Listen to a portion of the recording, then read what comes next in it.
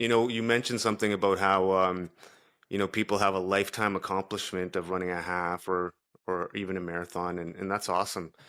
But I think people truly don't understand what we are actually capable of. And for me, over the last 2 or 3 years, I've been finding that out. I'm not special at all. What I've realized though is that we're capable of so much more than we actually know. And I've been just diving deeper on that. So yeah, I ran 22 marathons and it was a challenge, but I didn't start there. I started at just running 5 kilometers a couple times a week. So anyone can do what I just did if they wanted to.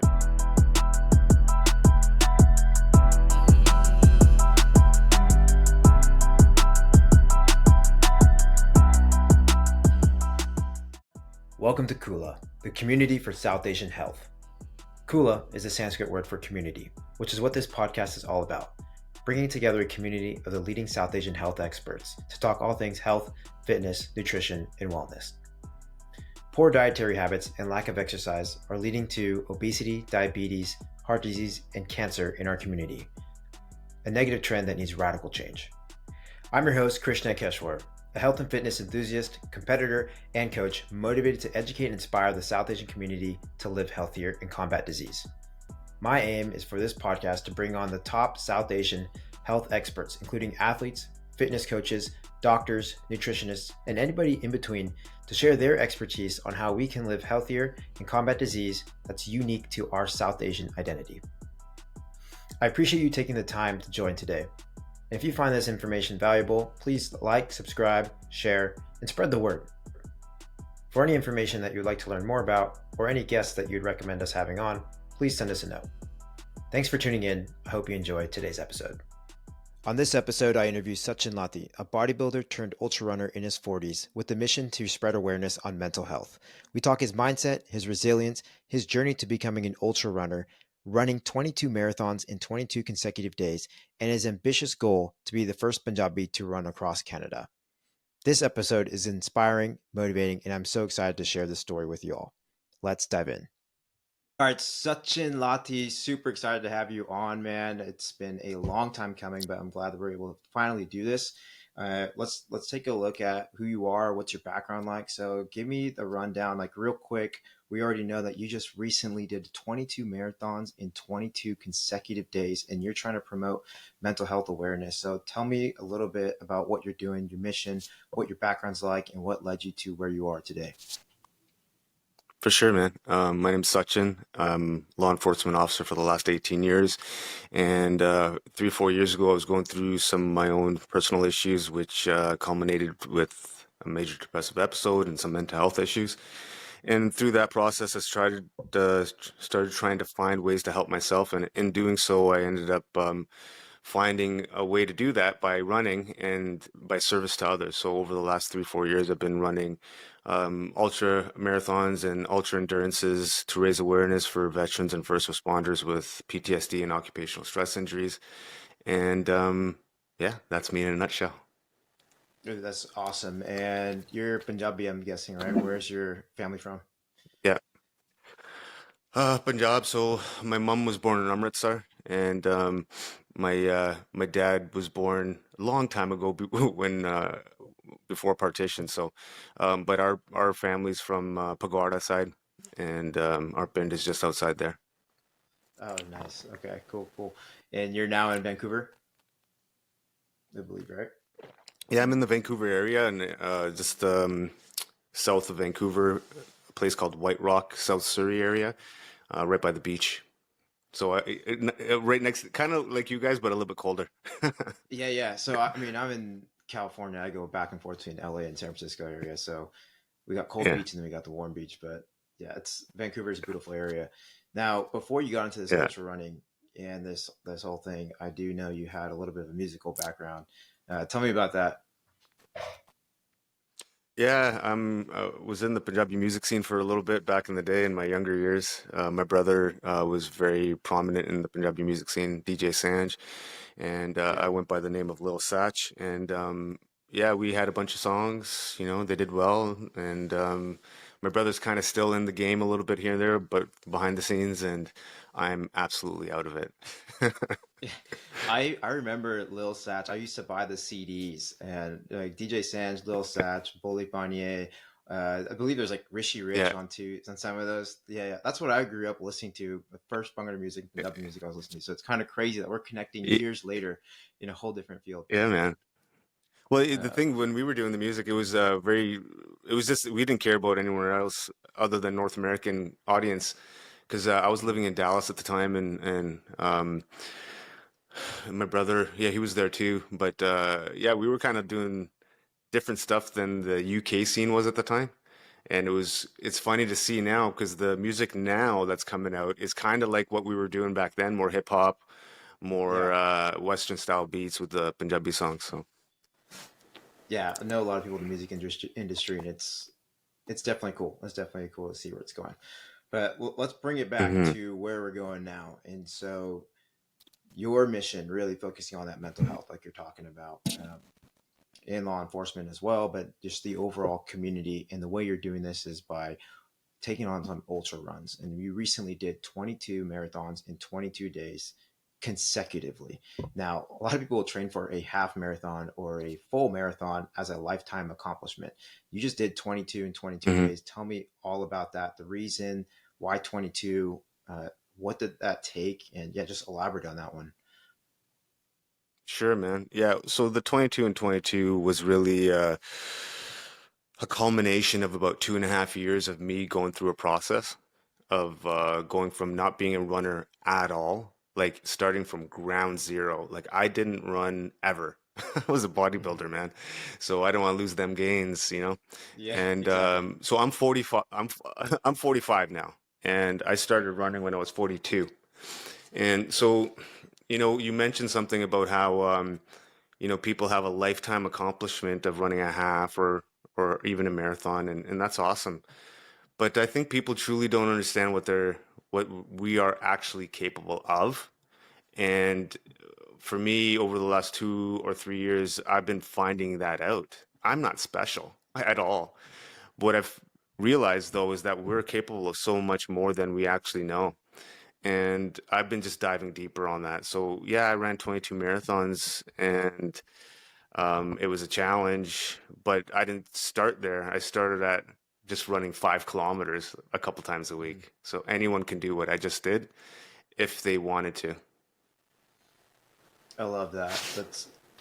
That's always so like hard to see for people because they see the end game of how this guy just do a marathon or multiple, but where do you get started? And let's take that back. So when you're 42, you're just starting to run. You're a bodybuilder, and now you're training to get this running. And I'm sure you didn't really enjoy running. I remember you talked about this before, but Yeah. what kept you going? What was really the motivating factor to go from 5 kilometers to something bigger? Yeah, man. So when I started, I had no vision of impacting anyone other than just myself. I was in a bad spot. I was dealing with some depression and anxiety, and to a point where it was becoming untenable. It was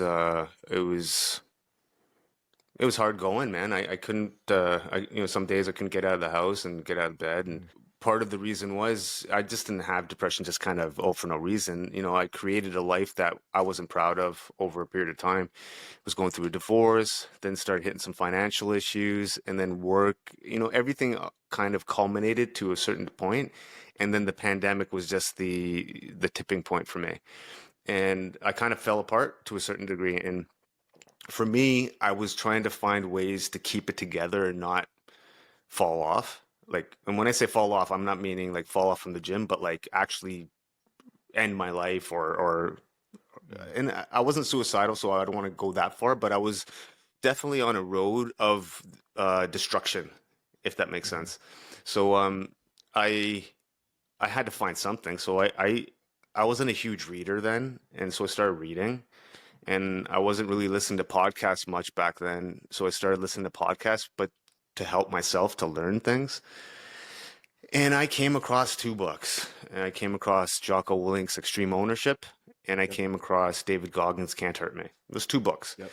And the first book, Jocko Willink's, I read that cover to cover, and then it spoke to me, man. And I was like, okay, well, I, what I started understanding was I was in a bit of a victim mentality state of mind where I was like, oh man, I can't catch a break. Oh, I can't get this opportunity, or oh, this is happening to me. Like just being a whiny little bitch, Hmm. right? And we all get there from time to time, and I noticed I was in that spot. So this book kind of helped me understand to try to own the things that I had control over and own and take responsibility for the things that I didn't do right.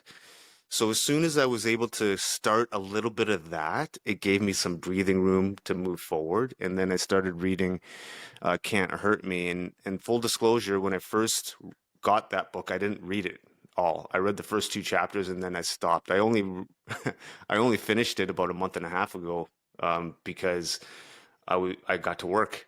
So I read the Yeah. first two chapters, and what I got out of that book from the first two chapters was chase adversity. And that's what it seemed like Yeah. the underlying theme was, just chase adversity. So for me at the time, I thought and I interpreted it as do hard things as physical hard things. I didn't really understand at the time that it meant whatever you suck at, do that, right? Yeah. So that's not just physical, that's everything. So anyways, having said that, I read those two chapters and I was like, okay, cool, man, let me just start running because running sucks. Running's hard as heck for me, and I'm not good at Yeah. it. I was terrible. Even when I was in high school, I wrestled in high school. And on my Yeah. wrestling team, I was the worst wrestler in high school. I was the worst. Like, I mean, so I knew for a fact that I was terrible at it. And so I just said, okay, let me start. And that's kind of what started the process of me getting moving. So much great stuff there. I mean, let's go backwards. But wrestling in high school, athlete from the beginning. I was also like one of the worst players in my water polo team. I'll admit it, but still played. And but let's go back to the that relentlessness that you have, because there's so many people I work with that are having trouble with, hey, they have high stress, maybe they're going through some divorce, maybe they have a heartbreak, or there's so much going on where the world feels like it's ending, and you can turn to Mm, drugs, you can turn to alcohol. It's so easy. It's just, it's right there. I mean, now, I mean, California, it's very common. Marijuana is like a huge use where people can just use it to calm down or calm their anxiety. I'm a big proponent against that, and I try to make sure that people use exercise or fitness or even just positive time with their family and loved ones, right, to re-encourage hmm. themselves. So, when you're seeing this now, because you've been through it, and I'm sure you see other people maybe in your at your work or friends or family, like how are you encouraging them to be like, this is a tough time, but you might be going through, but you need to turn it into a positive thing. I've done it, you can do it too. So what are you thinking? Yeah, I know for me, I used to try to do that, like engage with people and tell them this, that, and the other. And what I started noticing is that people don't want you telling them what to do. Mm. Right? I mean, even if it's right, they don't, I mean, shit, man, I didn't want people telling me what to do if I didn't really respect who they were and all that kind of stuff. So what I've kind of realized, at least for me, this seems to be the best way for me to move forward, is by leading by example and Hmm. doing what I need to do for myself and being the best version of myself so I can be that person that someone can kind of see and be like, what's he doing? Let me go talk to him rather than me going up to someone and being, hey, you should be doing this, that, and the other. Yeah. It changes the dynamic, at least in my experience. So for me, I don't try to do that anymore because it never worked for me. So now what I try to focus on is, okay, I'm trying to be the best version of myself. Whatever I need to do that, I'm going to do that. And Yeah. I'm trying to figure out all the ways to do that. Now, if someone wants to ask me, hey, man, what are you doing to kind of do this, that, and the other? I'll be more than happy to share everything. Because I think at that point, then people become more receptive and they're actually going to likely take action. From, if you, in my experience, when you go and arbitrarily go talk to people and say, hey, this, that, and the other, they might hear you, but they may not take action because they may not be ready to take the action to Right. do the thing. I might Right. see that they need to take that action, but they're not there yet. Hmm. So for me, it almost seemed like a futile attempt. So I started thinking, okay, F that, man. Let me just be the best version of myself because that will make me undeniable. And then that will in turn hopefully help other people. Yeah, love that. I mean, that's something that I've had to learn the hard way as well, right? You can see it like, oh, I can help this person with this or that, but really, it has to come from within them, and they have to have that fire, and they'll come to you because they know you're the fit guy. They know that you know how to work out, and that you know how to take care of your health. So if they want that, they'll come to you, and I'm glad you realize that as Yeah, well. and I want to go back a little bit about a couple of things that you had mentioned about the cannabis and all these types of things. Um, when I first started, man, I was in a bad spot. So for Mhm. me, I had to figure out how to get out of that bad spot. And Yeah. for me, everything was on the table, but I understood myself as a human, as a person, and in that state that I was in, and I made a commitment to myself not to drink Mhm. because I knew if I started drinking, it would have been a wrap, man. I knew what would have happened because I was in such a bad spot. If I started drinking, I would have been doing some stupid things. So for sure, I made a commitment there.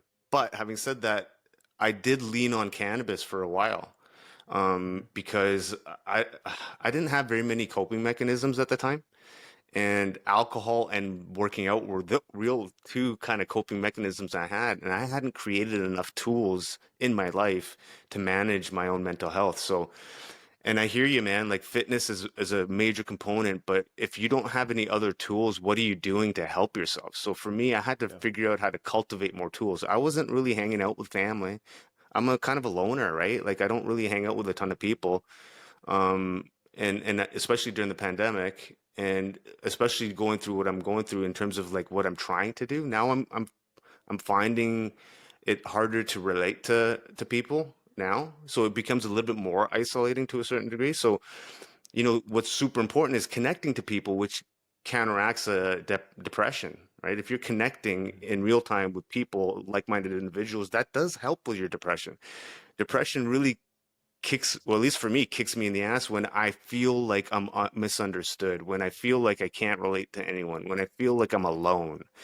So for me, I had to learn how to do that better. So I did lean on cannabis. So if someone out there is smoking weed and whatever, like I'm not here to judge anyone, but I do understand that it does negatively affect your dopamine responses, and it does, exasperate those things. So if you're using it as a crutch, cool, but you have to understand that it is a crutch for that moment in time. And when you get to a better spot or a better place, start weaning it off, or just, if you want to use it recreationally, you can.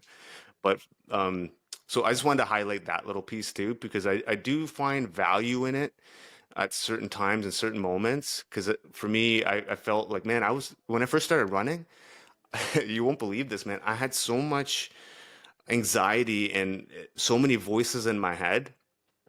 It was almost impossible to go for a 2-hour run without Mhm. this constant shit happening. And there were times where I would crush an edible, man. And I would Mhm. have like a 25 milligram edible and go for a run. And I wouldn't get high. It would just calm that noise in my head so I could continue training. So for me, it was a crutch, but I think for me, I can objectively observe it as a crutch that I needed at the time. Because, when you break a leg, you need crutches, right, to help you Mhm. walk. So I kind of viewed it like that. And so I want to be honest about that. I don't want to say, oh, I never did anything. No, I did. And it did help me for a period of time. Oh, thank you for sharing that. That's so important because I feel like so many people can relate to that or have that similar thing about how do I just cut this out completely, or um, how do I want to do everything good, but sometimes you might need that as a crutch to help you get along the way. And so you touch on that in a way where it's super important because everybody has some sort of crutch wherever it may be. And as long as you can realize it is a crutch or it's a support system for the time being, and you're aware of it, that's important, right? And you can help you go through. Now, not drinking alcohol is a choice that you made, and it's a difficult choice being in a Punjabi community as well. It's like kind of around our community. Um, but then the cannabis thing is like, hey, I need this for this time being, but I feel like you might not have said it, but like this was not a long term play. It was like maybe you do. I don't know where you're at right now with it, but it was something where it helped you at the time being, and you were able to make that transition to kind of bridge it to the new person that you would become. Yeah, and I think it organically kind of happened. It wasn't like I was thinking about it all the time. I just, when you're trying to be a high performer, I believe you should be reflecting back as often as you possibly can to see how you can do things better, right? And for me, I have been reflecting. I constantly reflect, man, and I want to see how to do things better. And for me, reflecting back, I can observe myself back then. And I was like, okay, well, I kind of needed it then. I didn't have very many tools to manage myself. Now, through not just running, but through all the things that I'm trying to do, I have so many more tools now, right? So I have no problems connecting with people as I did in the past and having conversations. I can be more vulnerable with people, so that does allow me to share thoughts and emotions. I do a lot of things now where, I don't really require cannabis as a crutch. Now, do I engage in it recreationally from time to time? 100%. Yeah, I do. But I don't even drink, right? I mean, if I drink now, I used to be a big drinker, man. I used to like a Punjabi guy going out to the clubs, man. I used to DJ and stuff. What do you think? Yeah, Yeah, I was out of it's control. typical So, nerd so culture. now, Yeah, yeah, bro, I remember back when I was in my early 20s, man, I would go out and drink like a 2-6 of Bacardi or something, right? Or some sort of vodka or something, and then pre-drink with some boys, and then you go out and get hammered, right? And for me, I reflect all the time, and now I look back on those days, and I was a damaged person. I did those things because I had some issues that I didn't really quite understand. And now that I have understood them better, I'm able to move in a direction that's much more positive, and I can be more intentional with the things that I do, and I can speak to those things because I did them. And for me, alcohol, I don't see any redeeming quality in it other than a social one drink or two max. That's all I do now. If I go out, man, I have one or two pints of beer during a fight or something, or a game or whatever it is, and then I'm done. I have, and man, I can't even explain to you how happy that makes me feel. Because I remember back in the day, man, I'd be like, I can't understand how people don't drink. I used to say things like, "Oh, I can't hang out with someone who doesn't drink." I used to say shit like that. You know what I mean? So now it's at a point where it's like, "Oh, okay, I understand, man. I had some issues and I had to unpack those issues and I had to resolve them and then move forward." I could relate to that a lot. Like right now, it's one or two drinks going out socially, but before in college, we would drink a lot every weekend. It was you're college kids. Also on the Pungatar team, where you're always going out doing stuff. And it was like a fun social thing, and it became a point where I'm like, what am I doing? Like, I don't like the way I feel. I don't want to be doing this much more, but I like the social aspect of hanging out with my friends. And so it definitely transitions. And yeah, no one's like super clean, or I mean, some people may be, but for the most part it shows your growth over time. Like, you can live one life and kind of grow into something that you want to become, and you're developing as a person and developing your whole new life there. And so I love this stuff, what we're diving into here. I want to pull it and flip it completely into the fitness side now, because Sure. that's what your representation is too. It's ultra running, bodybuilding, Hmm. all that stuff. So tell me about how you train. Let's talk about as an athlete now. And if you're going to be training and you're a bodybuilder, you're trying to keep your muscle mass, but now you want to, if you're somebody out there trying to get your cardio up and you're going to put in some running, how does it start? What does a day-to-day training look like for you right now? And a weekly training in terms of the exercise. And then let's break it down to nutrition and recovery. How are you doing that? Sure. So for me, it all started with the reason why I'm running. I had to create a purpose first because if I didn't create the purpose, then it could be challenging to move forward. And okay, how do I explain this? So I had a certain image. I looked a certain way. I was a bodybuilder. I was jacked. I was lean. I was ripped. All these things, and you identify with that. So if I didn't really refine my purpose and my why to run, I may not have pushed myself to a certain degree because I don't want to look smaller. I don't want to shrink. I don't want to lose muscle. So there would have been a challenge there, a conflict. So I had to really identify my purpose and my why and refine it over a period of time to now I'm at a place where I need to do what I need to do to accomplish a certain goal. and whatever my body turns into, it turns into for that goal. So my body will transform to the person that it needs to be. And that's kind of how I function now. So now my primary purpose is to break the record to run across Canada in 2025. And I've set that target. I set that target in 2020. So I gave myself a 5-year plan. Now, for your listeners who may not know anything about Canada, Canada from coast to coast is 7,300 kilometers. And if you were to traverse that entire terrain, it's the equivalent of climbing Mount Everest 8 times. Okay, so now it's 7,300 kilometers. The current record was set last year by a Canadian named Dave Proctor, and he ran 7,300 kilometers in 67 days, 10 hours. So that's approximately 106, 107 kilometers every single day for 67 days, 10 hours. Okay, so my goal is to beat that. Now, Dave Proctor is an ultra endurance athlete for his entire life. He's in his 40s. He's been doing marathons, ultra marathons for 20 years. So he's built that base, those base miles, all those things. His pace for across the country consistently was between 6 minutes and 6.5 minutes per kilometer. That's including going up the elevation and down everything. So, what is that? That's probably like a 9 minute something per mile for the whole time, right? So that's what I'm up against, right? So now for me to set the goal, I set the goal and the purpose as that's the primary function. Everything else is secondary. Everything else is absolutely secondary. When I mean everything else, I mean everything else. Wait, I'm a you're professional going to athlete now. be, I had to shift my yeah, mind. you're going to be the first Punjabi to do this No, too, continue. right? Sorry.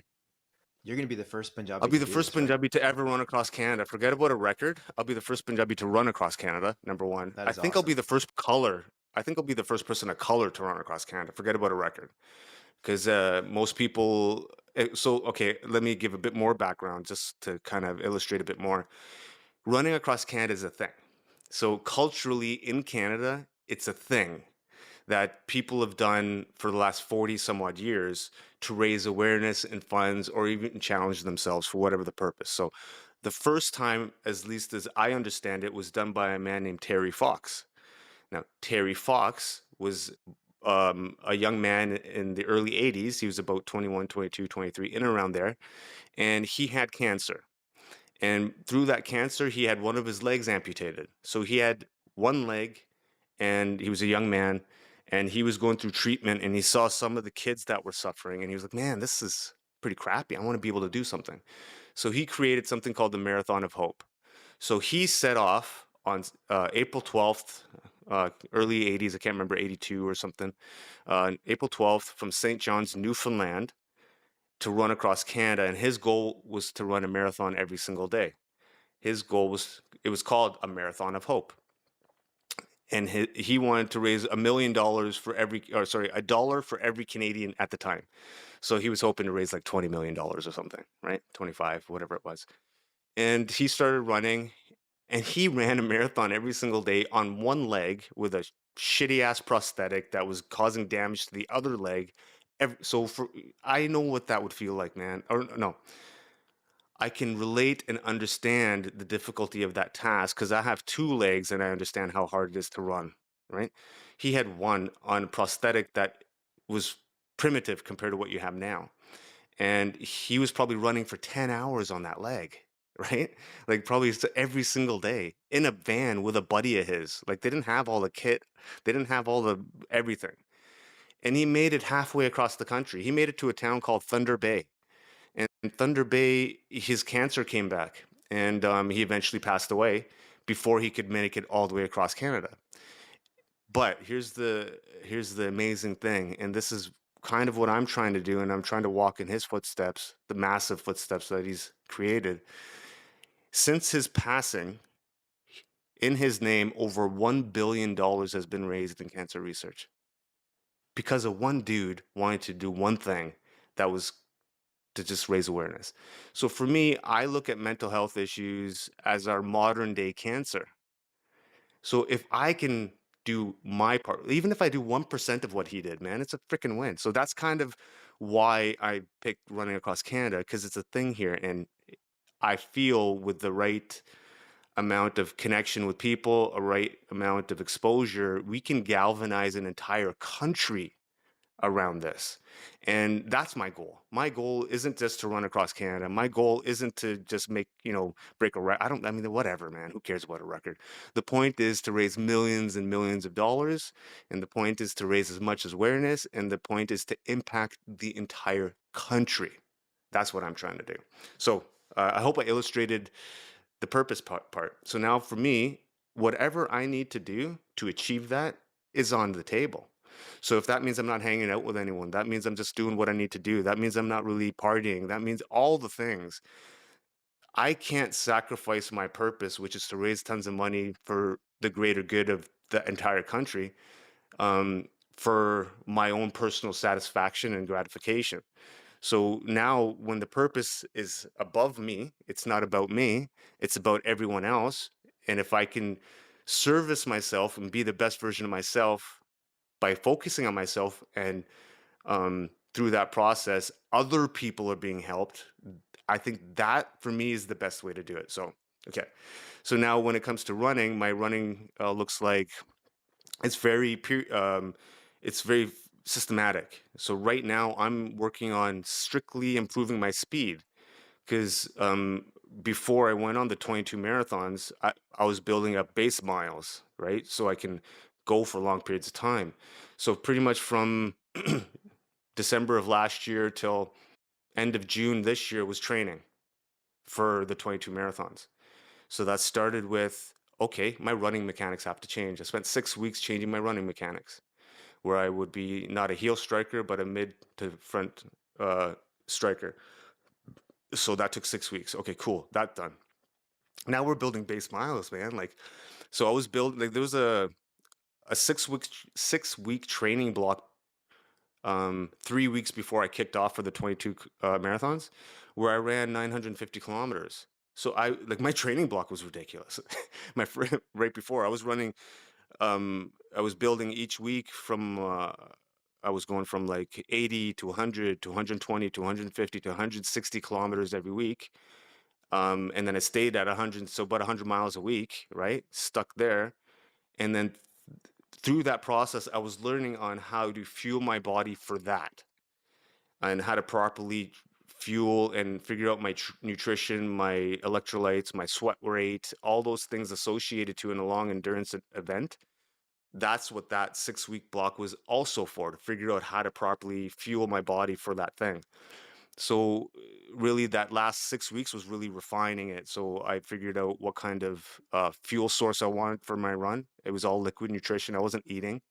I was just strictly water and a supplement called Grupo Nutrition, which was formulated for me. It's a Canadian company based out of Windsor, Ontario. There's a sister company in the not a sister company, a company that they used to work with in the United States is basically the same product called Infinite Nutrition, and they basically have, based on your weight and everything, it'll have a certain amount of calories, certain amount of electrolytes, and certain amount of sodium for whatever you require.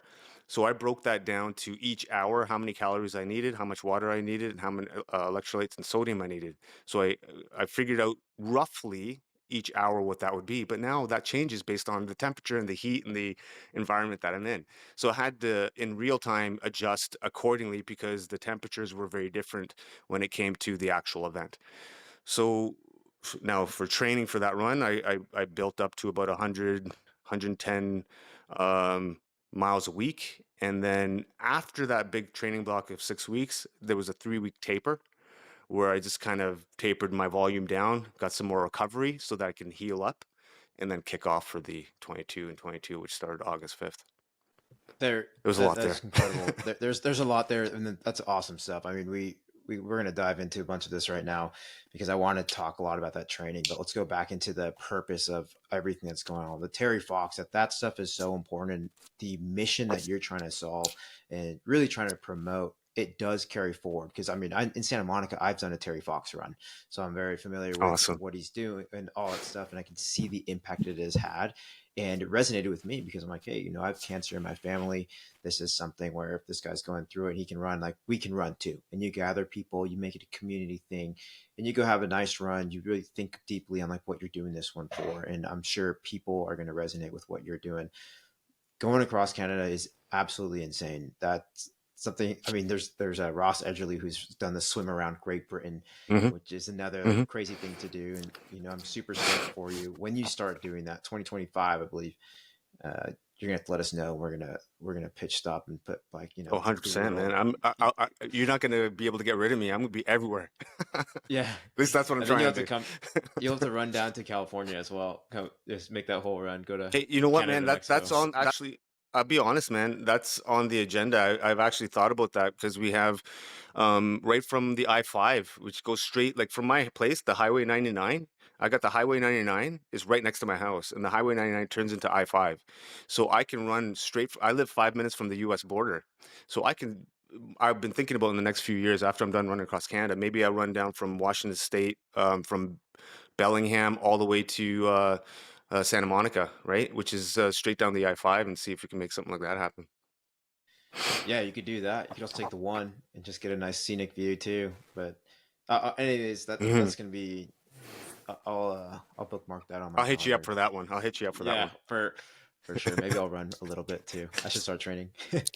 uh, yeah, this is cool. So training for this now, when we're back in here, the training is one thing, and I'm Hmm. guessing a lot of it is zone one, zone two, probably a lot of zone two cardio when you're initially in this, right? Which you're accumulating a lot of miles, which is 60 to 65% of your heart rate. You're really trying to get that basal like metabolism, aerobic capacity up. Not much VO2 max. You're not really sprinting a lot. You're really focusing on endurance here. And how does your body adapt to that? In terms of time frame, it takes a few weeks. You start feeling yourself pretty good. Your conditioning, your lungs are opening up, your legs are getting themselves. And what about the pain? Like knee pain, ankle pain, maybe you have Achilles tendonitis or your hips are hurting. Like how do you accommodate that? Because I know so many people that are starting to run and like, oh, my Achilles are hurting, and they might be in their mid 20s, and you're starting this in your 40s. So your body's a little bit older in that sense. How did you accommodate that? And what pain did you have to go through? I think there's a benefit to me being in my 40s, and I'll explain what I mean by that. Not from a physical perspective, but maybe there is a little bit there, but I think from more of a mental perspective. I've done a lot of hard things throughout my life. I've wrestled, jujitsu, bodybuilding. I've been beaten up. I have all, I've had a lot of things happen in my life that I'm fairly resilient to certain things. So for me, I don't like quitting, and I'm pretty stubborn, right? And I have hmm, I've had a chip on my shoulder for a period of time too. And when I first started this, I was in the whole David Goggins mindset of like F everyone. I was very angry. I was very toxic. And I was a bit prickly. So at the time I was using the running as a no, I was using all the stuff that was happening to me as fuel, so I was very angry. So that's kind of what got me started. Now, in terms of like feeling the pains, man, I felt them every single day when I first started. And just to put things in further perspective, I've blown my left Achilles tendon twice. I've torn it twice, right? So once 6 years ago, and it complete rupture of my Achilles tendon. 5 months during the recovery, it ripped again. So I was about 9 or 10 months off my feet. Like I wasn't doing squat 6 years ago. My body went out to shape, everything, all the things. So I understand pains. I understand those things. But I clawed myself back, and I got to a level where I was fit again and all those types of things. So I can understand those stuff. But but for me, I don't like quitting. And it's that chip on my shoulder. Like I don't want people saying things, or maybe it's part. If there's ways that we're speaking to the Indian community here, right? So if there's a way that you need to think of how to really get yourself moving, think about anything, whatever that is. So what I mean by that is, if you need to use external people to fuel you to do something, do it. even though it's not sustainable, just to start, figure out a way to get yourself moving. If someone's talking shit about you, put that in your head and be like, okay, cool, man, I'm going to show you. And then at least to get you started, right? Now, for me, when I encounter difficulties or pains, it's not that I quit. I try to find solutions for them. And most people in my experience, oh man, my knees will start hurting. Okay, I'm going to stop. That's a problem. I'm going to be broken. Okay, well, you don't want to go through the thing to figure out a solution to navigate through it. So maybe you're not stretching enough. Maybe you don't have the right shoes. Maybe you don't have the right socks. Maybe you're not doing this, that, and the other. Maybe you're not eating well. Maybe you're too heavy. Maybe you're 250 pounds and you need to weigh 200 before you can start running. Like there's a billion different reasons why things are going to be happening to your body. How devoted are you to yourself and to the people around you to find the solutions for them? Because for me, I don't, now I look at it differently. And if you're looking at things just for yourself, it becomes a challenge sometimes because it's like, oh, whatever, man, I don't want to do that. But if you start expanding it without out yourself, so you push that out further and you incorporate yourself as being others, if that makes sense. So now I don't look at it, I'm doing it for me. I'm looking at it's an obligation, man. I got to do this. If I don't do this, then how can other people s- um I don't want to sound arrogant about it. It's not trying to be if I don't do what I can do, then maybe some people around me might not think things might not be possible either. And for me, man, I didn't think I could run a marathon a day 2 years ago, man. Like I didn't think that was possible. I didn't, okay, let me tell you this story, man. This is what kind of hit my. I've been visiting schools and sharing my story with some high schools around the local area, and this is kind of what I've been sharing with them. And it's the concept of goal setting and how goal setting isn't only good for you; it's good for everyone around you. And this is what I start telling to some of these high school kids. So I set, setting a goal. So I set this 2.5 years ago, I heard Cameron Hanes on Joe Rogan's podcast. Cameron Hanes is an ultra endurance runner. Cameron Hanes is in his 50s. Cameron Hanes runs, 100-mile races and 200-mile races. And when I heard him on this podcast, I was like, what? I didn't know people did that. I honestly didn't know that world existed. I thought I was a badass. I was nothing. I thought, oh, I looked great. I was a bodybuilder. I was jacked and I knew some jujitsu. So I thought I was hot shit. The reality was I wasn't. And when I found out that there was a whole space of savages, I was like, what? This place existed? Okay, cool. So that got me curious. And that got me wondering, how does someone do that? That's what I thought. And just like you might be saying, just like someone on this podcast might be listening, how does someone do that? That's what I was asking myself. I was like, how does someone do that? And I got even, this is where maybe my ego is quite large, which allows me to set crazy goals. But for me, I was like, I want to do that. And, I don't know why I thought that, but I just thought it was cool. And I was like, I want to be able to do that. So I went on a journey of figuring out how I can become someone that can run a marathon a day, which is 42.2 kilometers or 26 point whatever 1 miles, right? And so how did, I'm a bodybuilder and a jiu-jitsu guy. I have no concept whatsoever on how to run. I didn't even know what kind of shoes to wear. Forget about like nutrition when it came to running. So I thought, I don't know. How am I going to do this? I could have quit right there. I had an idea to run a marathon a day. Oh, I want to be able to do that, but oh, it's too hard. Forget it. No. So I started researching it. I started reading. I started engaging with people. I started listening to podcasts that I could glean information. And I went freaking all in, man. Fortunately for me, I was dealing with my own shit at the time that it kind of gave me something to sink my teeth into. And I sunk my teeth fucking into it. And I started doing the research, started really getting after it. And then I started seeing some progress. And right when I started seeing some progress, I was like, okay, cool. I like this. Within a few months, I pushed myself. And maybe this could be something that some of the listeners can do, but I constantly set goals. I constantly, like, I don't just say, oh, I want to run a marathon once in my life, and okay, I did that and we're done. No, that man, I want to set that goal, and what more can I do? I could sit on my ass and say, okay, I just did 22 marathons, and not that many people can do that. But I, the flip side of that is, I just ran 22 marathons, and I just did it within 2 years of running. What else can I do if I give myself more time? That's the question.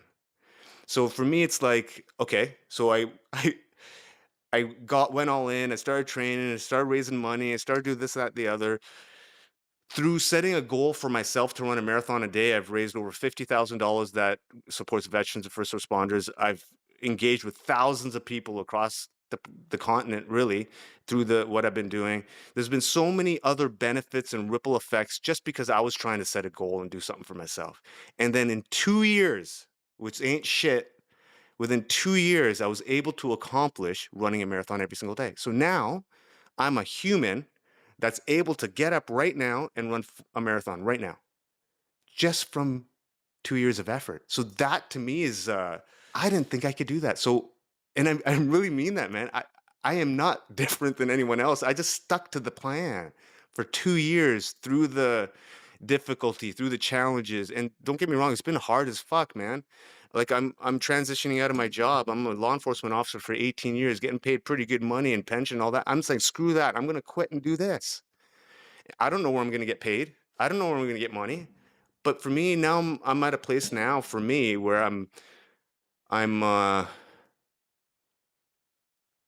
don't want to say supremely confident, but I want to say that I'm just following what's calling me, what's organic to me, what's natural to me. And since I've been doing that, things have been working out. So I'm not worried about that kind of stuff. So I grew up in a Punjabi house where it's like, oh, get a government job or be a doctor or be this or do that, do this. And man, I did all those things. And at the age of 42, I was fucked. And as soon as I started doing it from my own heart, from my own perspective, from what I wanted to do, and leading with my own head, not someone else's, and not giving a shit about anybody else about what they think. So when all the changes started happening, man. Now get this, I'm getting. I mean, I'm speaking to you, man. How awesome is that? Like, I mean, I'm speaking to you. You're living in Santa Monica, California. A few weeks ago, I did another podcast in Alabama. Um, I just did I have my own podcast now that's comes out every Wednesday. I just had another podcast. I'm like over 100 podcasts, man, in like a year. I didn't ever thought in a million years anyone would want to talk to me. And it was all by just setting one goal for myself. Dude, the inspiration and the motivation that you have is it just resonates with so many people. It gives you goosebumps here, and that's why I wanted to bring you on. Is it's more than just the athletic feat, and it's more than the mission that you're doing, but it's the mindset that you have, the ability to grow, to challenge yourself in ways that you don't even know it's possible, but it's going to be just get started, set a goal, and it could be a small goal. It doesn't have to be anything big. It can be something as little as I'm gonna make my bed every morning and then you'll see what that turns into. Or it could be like, I just want to run a 5K. Or, yeah, well, 5K runs to a 10K to a half marathon to a full to whatever it may be. And that's exactly how you started. So, what you're talking about resonates with so many people and is so, so powerful. And you're right. Like in our community, it might be like, hey, you need to pursue this career. You need to be settled. You might need to do this or that. But really, it's like, what is driving you? What is calling you? What is bringing you to be the best version of yourself? And I want to touch base on the South Asian community here. So this whole Yeah. focus really is to bring in South Asian health leaders in terms of athletes, doctors, nutritionists, anybody that's focusing on the South Asian community, to bring in health too. And it is not the biggest thing in our culture. I believe one in four Indians right now are obese in India, and diabetes is on the rise big time. Obesity is on the rise. I believe by 2030, the number one cause of death for Indians is obesity, which leads to this diabetes, which leads to heart disease, cardiovascular disease, and cancers and all that stuff. And so the mission here really is to educating, bring together people and leaders and educating everyone. Hey, we need to live healthier lifestyles. It's not baked into our culture. Our culture is very sedentary. We're focusing on high education, which comes with a sedentary career, most likely, and or more likely than not. And it's high sugar diet, high carb diet. Our diets are off. Our lifestyles, it used to be in the olden days, like the bigger your stomach, the wealthier you are, the concept there. But this needs to change. And I'm working on ways to do this, and you're promoting stuff like that as well, especially mental health. I want to say or get opinion on your take right now on like the South Asian community, how to help, how what you want to preach, especially in terms of running or mental health, especially in South Asian men as well, and any thoughts that you may have on it as we go forward. Yeah, I think it's a good question. I think it's super important that we do discuss it, man, because if we need thought leaders um, in this sphere, right? And I'm sure there are some out there. I don't know. I don't engage in much in the Indian community as much as I used to. But I'm trying to more now because you're right. There is an issue, both from a physical perspective and from a mental health perspective, right? How rampant is alcohol abuse in the Punjabi community? I can speak to that. I can't speak to all Indian communities. I can speak to the Punjabi community. And how rampant is alcohol abuse? It's pretty rampant. And why is it rampant? I know through my experiences that addiction is directly related to trauma. So if you're abusing alcohol, you've experienced a level of trauma for yourself, and it's a coping mechanism to deal with. Okay, fine, cool. We've identified that. But the Punjabi community, and I come from a Sikh community, right? And for me, what I've been trying to do is highlight the hypocrisy in um, how the community responds and acts in within the community. So if you're a Punjabi Sikh and you're religious, or even if you just grew up in that household, you should be healthy and fit. It's required of you. So if you're not even looking at it from that, you're going to Gurdwara every week or every day, you're going through the motions, but are you doing what you should be doing? Are you applying selfless service, which is seva? Are you applying um, a healthy body, healthy mind? Because that's what you're supposed to be as a saint soldier. People want to be saints, but no one wants to be a soldier anymore. We're soldiers, man. We're a martial race. Like, so for me, that's fundamentally where I connect to, man. My great grandfather served in World War II, or sorry, World War One. My grand uncle was in World War II. My grandfather was a police officer. My daya was a colonel, right? So service is what we should be thinking about now, not just service going to Gurdwara and just doing langar, because now you're just doing that so people can see what the shit you're doing. That's step one. That's basic. That's level one. We're trying to get to level 50, right? So how do we get to level 50? You got to think about service properly, and how to do that service. You have to be both physically and mentally healthy, man. You go to Gurdwara, how many guys have their tid hanging out all over the place, man? And they don't know what they're doing. I can't respect a single person with a bug who's fat as hell. I just can't. If you have a turban on and a beard, you should be in shape. Just like, if you're going to chirp someone who shaves their beard and has a bug, well, you're no better because you're not healthy anyways. You're picking and choosing what you want to do and how you want to do it. If you're going to do it right, right? Be fit, be healthy. So, and this might sound a bit harsh, right? But I want to push back on the Indian community, push back on the Sikh community. You're all lip service. It's all hypocrisy. I don't have hair, but I'm doing more as a Sikh than probably most people. I'm staying fit and healthy, ready to fight. I can actually protect people. I actually can do that. And what is our job as a saint soldier? Is to be able to be of service in whichever capacity that is. If someone's on the street and something's happening, I'm there, man. Right? Or if I'm running across the country, I'm raising money for awareness, and I'm not getting a dime out of any of this. Right? It's all what I'm trying to live my life like as, and I'm not a very religious person. I might sound like I am, but I'm not. But I'm trying to live as if it were a reality. I'm trying to live my life with those sick tenets that for me make sense.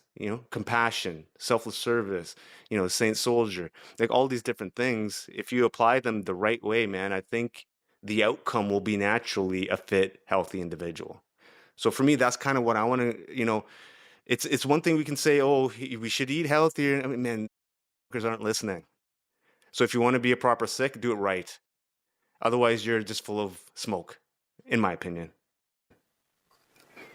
I love that. I haven't heard it said that way before, and I love the harshness, the reality of it. Be strict to the point, and yeah, eat healthier. We know that. Go on a run. Yeah, we know that, but we're still having this problem. You still got Jaw and Matai at 4 o'clock every day. Some stuff that just doesn't change. But how do you change that mindset? And I think this would help it too. Like, what do you really? And yeah, I'm not trying to sound mean, but I'm trying to provide that sort of pattern interrupt to wake you up, right? And yeah, and look, man, Matai and Ja in the afternoon worked when you were physically active and practicing gatka and using your sword and in the farm and doing all these things. You're out in 45 degrees temperature. Yeah, man, you need that food, man, because you're burning so many calories. You need it. But now, in the environments that we are in now, we cannot eat the same way. We have to eat better. We have to figure out better ways to live our lives, not just for ourselves, but for our kids. You want your kids to get an education? Cool, man. That's awesome. But also teach them how to be healthy. Also, and to teach them how to be healthy, you have to live that way as well. My parents always said to me, oh, do this, do that, do this, do that. But they never practiced what they preached most of the time. When it came to hard work, yes, obviously they did. But when it came to maximizing or optimizing things, no, there weren't. They tried their best, but my dad would drink pretty much almost every night. Not because, just because that's the tools that they had, man. 1 or 2 pegs in the evening, go to bed. But now we have the knowledge. Now we have access to free information. We have everything at our disposal, man. I learned how to become an ultra marathon runner on my own. No one told me how to do it. And as soon as we take our own lives in our hands and take control of everything individually, because it's individual responsibility that raises everyone up, man. I have this shirt that I wear almost every single day, and I got a quote on the back of it. And it's the shirt I made when I went on my first 100K run. And it's a Heraclitus quote. And it's essentially talking about the one warrior. And at the time when I got that shirt made, I wasn't thinking of myself as that person. I wanted to be that person. And now I'm on the path of being that person. So I'd love to be able to read that quote to you if you don't mind. Let me grab that shirt and then so the listeners can actually hear what that quote is. Stand by. And this can be anybody, man. When you're starting on your path, sometimes you need mantras, sometimes you need saying something, sometimes you need things to kind of help you. And this helped me because this is the type of person I wanted to be. Out of every 100 men, 10 shouldn't even be there. 80 are just targets and 9 are the real fighters. And we are lucky to have them, for they make the battle. But the one is a warrior and he will bring the others back. So for me, I wanted to be that one. I want to be that one guy who puts all the effort in to be the best version of themselves to help as many people as possible. And I've created a mission statement for my life now, and I kind of look through the lens of that mission statement with everything I do now. And that mission statement is this: I want to maximize my skill sets for everyone around me and affect permanent positive change. That's it. That's my life. Anything else outside of that, if it doesn't fit into that, man, I'm not doing it. Such a man. I love it. It's the passion that you have, the motivation, the inspiration that you are bringing to everybody in so many different ways, from transforming your life and making yourself better. The mindset of growing, the mindset of having a vision of something bigger than yourself, and helping others along the way. It's that seva. It's something where you can be straight to the point. You don't need to sugarcoat it. It's, hey, what you're going to do is hard. and it's going to be hard for anybody that does it, but you'll still at least give your best effort. And that's what we need more of. I'm super, super thankful for you to jump on today with me. And we can probably talk for hours. We have a couple Yeah, we years could. worth that we've known each other, that we could talk for hours. We can dive deep into like nutrition. We can dive deep into even the South Asian culture, or what it takes to run more, what it takes on mental health and stuff. And hopefully we'll have you back on here um, in the future. And I want to wish you the best of luck on what you have coming up with this, which is running across Canada is the biggest one right now, and I'm sure there's gonna be plenty Well, more in there's stuff. But yeah, there's more. Sorry, I don't want to. Again, I didn't want to interrupt, but no, let me. I no, go forgot to ahead. even mention what I got for next year. Yeah, please. But Because as we wrap up, go ahead. yeah. So just for anyone who's out there who wants to track what I'm doing, I'm on Instagram, so you can track me there. I also have a podcast that comes out every Wednesday that's called the Third Perspective Podcast. I'll be having you on that, Krish. So we'll hit you up soon for that once we got to get squared away. Next year, my next big fundraiser is going to be 50 ultra marathons in a row. The goal is to run from Thunder Bay, Ontario, where Terry Fox finished his run, Thunder Bay, Ontario, to Victoria, BC, which is 3,100 kilometers. So now I'm just kind of logistically planning that and slowly training for that. And then that'll be my training block, my big one for next year, which will hopefully prepare me for 2025, which is the run across Canada. Now, I also have a YouTube channel. Anyone wants to go up on my YouTube, hit me up there. I'm always doing something. So I just want to thank you, Krish, for hitting me up and having me as your first guest. And I truly appreciate that, man. And I respect you for it. So thank you so much, man. Yeah, I appreciate it. And everyone can find them at Such in Motion. Great name too. And I'll put all the stuff linked up, but definitely Awesome. follow if you want some inspiration. Follow them if your morning coffee when you're looking at some YouTube videos, Instagram. It's a motivation that you guys definitely don't want to miss out on. And like you mentioned earlier, you can watch this journey happen. And I know in a couple of years he's going to be doing some great things, and you can say, "Hey, I followed him from the beginning." Type. Well, not really from the beginning, but from at this point where you watch him grow. Sachin, it's been a pleasure, man, and yeah, excited to keep the conversations going.